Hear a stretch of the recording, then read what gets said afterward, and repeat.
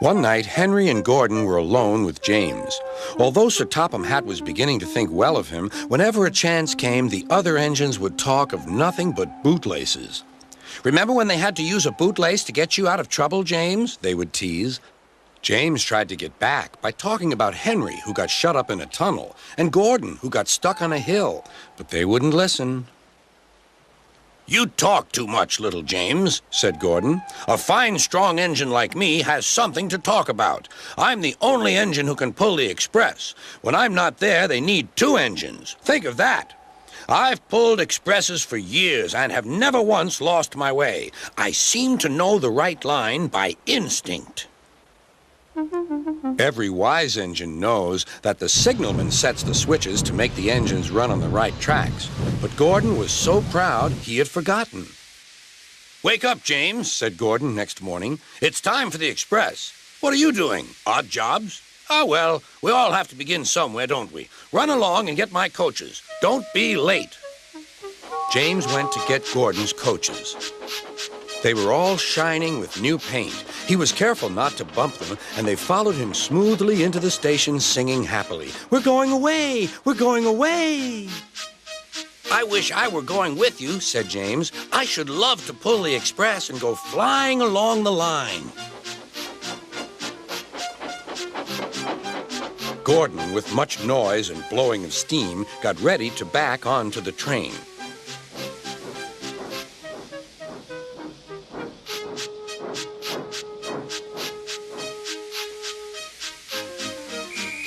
Sir Topham Hatt was on the train with other important people, and as soon as they heard the conductor's whistle, Gordon started. "Look at me now," he puffed, and the coaches glided after him. "Boop, boop, boop, boop, boop. Goodbye, little James. See you tomorrow." James watched the train disappear and then went back to work. He pushed some freight cars into their proper sidings and went to fetch the coaches for another train. James had just brought the coaches to the platform when he heard a mournful noise. There was Gordon trying to sneak into the station without being noticed. "Hello, Gordon. Is it tomorrow?" Gordon didn't answer. He just let off steam feebly. "Did you lose your way, Gordon?" "No, it was lost for me. I was switched off the main line onto the loop. I had to go all round and back again." "Perhaps it was instinct," said James. All the passengers were shouting at the ticket window, "We want our money back." Sir Topham Hatt climbed onto a cart and blew the conductor's whistle so loudly that they all stopped to look at him. Then he promised them a new train at once. "Gordon can't do it. Will you pull it for us, James?" "Yes, sir. I'll try."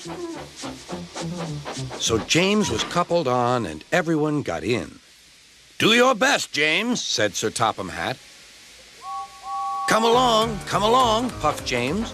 "You're pulling us well, sang the coaches. "Hurry, hurry, hurry," puffed James.